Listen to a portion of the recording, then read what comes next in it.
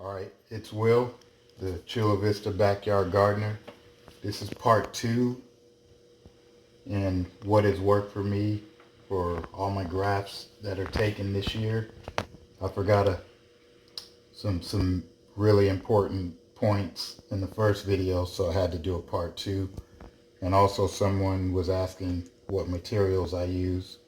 So they're all here. It's alcohol to clean your grafting knife or your utility knife, whatever you decide to use, and also to clean the shears. And then I use paraffin to wrap the scion, whether you store it in the refrigerator for weeks, or if it's fresh off of your tree, I wrap it in paraffin. I also wrap the graft union initially in paraffin, and I wrap that graft union in this grafting tape, and I also use the grafting tape or rubber bands to put tension on the scion. But the first step I do is I cut off the end of your scion, and I soak it in about a quarter inch of water for about 30 minutes. So we'll let that soak and we'll get back to you. Right, so I'm about to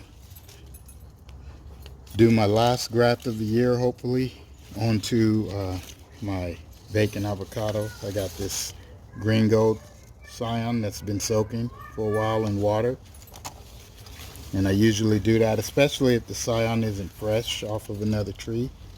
So let's cut this right there, and this will turn into bacon scion wood, so I might end up grafting onto another seedling, so that's a chain effect.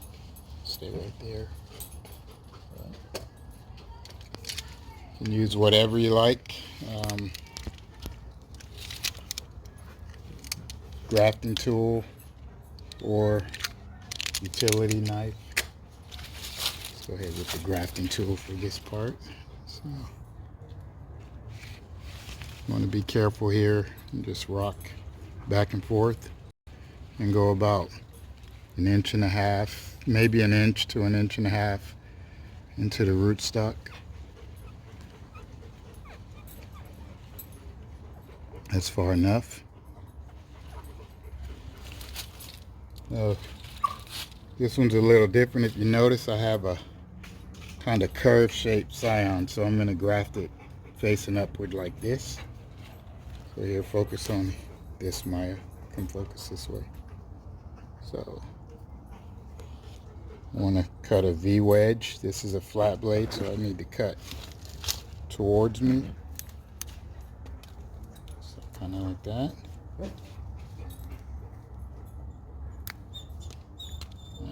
Maybe a little bit more for contact. A little bit further on this side too.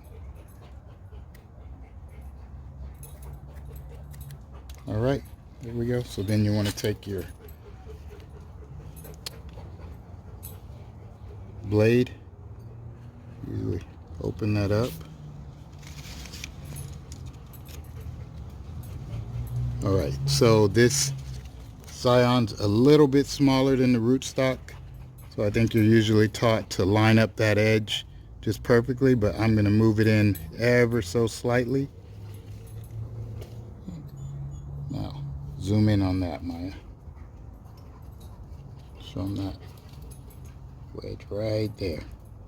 So it's ever so slightly just inside. If it was the same size as the rootstock, then I'd leave it lined up exactly on the edge. If this was smaller, I'd move it in even more. So what I do from here is I cut a strip of paraffin. You can go ahead and back out. Zoom out. So this is paraffin. It's waxy. Some people use buddy tape. And I start below the union, just tightly wrapping.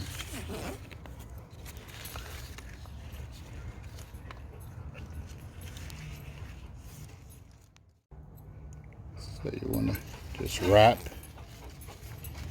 until you've covered your wedge. And before you finish, you might want to make sure you're lined up one more time. We're good there.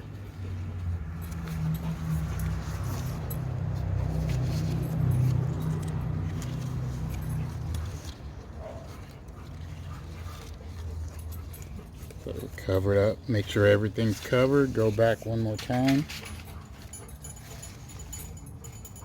And this is where you... Alright. So that should be enough. So if you look at that, that's the how your parafilm should look. You want to squeeze it one time. So some people are done there and they can wait, but what I do is I take my grafting tape now and I do one more pass. Since I experiment, sometimes I'll just use parafilm, sometimes just grafting tape. But I'm just telling you what's worked best is using both. So I go over the union tightly one time like that, a couple times, come back, and here's the last step. Back out a little bit, Maya, back out, right there. Let's move this leaf out of the way.